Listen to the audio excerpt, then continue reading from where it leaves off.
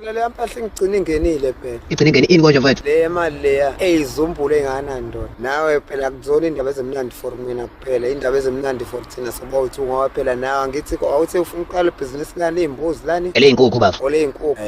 Ngicabeza ngithi wathi ushaya malini 7000. Yeah 7000. Ngizokunika u10. 10000. Ngizokunika u10. Ongangenzela yona wena ukunginika ibank account yakho. Imali phone number lesikhuluma ngayo ilink ebhankini lakho lisebenzayo. Yini ukulinka manje? Ngisho ukuthi ilink i-reporter la kuleli bank kule phone. Yeah i-reporter kule phone kodwa mfethu ngicela ungayifake ebhenki. Ngingayifaka ebhenki ngiyifake. Hayi lethe ngesandla mfethu. Ngesandla 10000. Ngingafana ngihambe ngiyoba ngaphakathi ebhenki ngifike nge-extend limit ngifike akunokuthi uyifake ebhenki ngamani uyeke bafo. Yini ndaba ungafuni uyifake ebhenki usaba ama-charges. Angisaba ama-charges manje kusuke kuvale ku-350 wami. 350 usungaze uriske u10000 ngo350. Hayi mfethu kunokuthi kuvale ku-350 wami ngamani uyeke bafo. Ngiyeke. Hayi yekela mfethu angikwazi ukulahlekelwa u350 wami njalo ngenyanga. Ngenxa 7000 uzongena kanye nje. Hayi Makhulumasheshe sometimes uyadidisa ndoda. Okay. Hayi yekela papa mfethu angisawudinga u7000.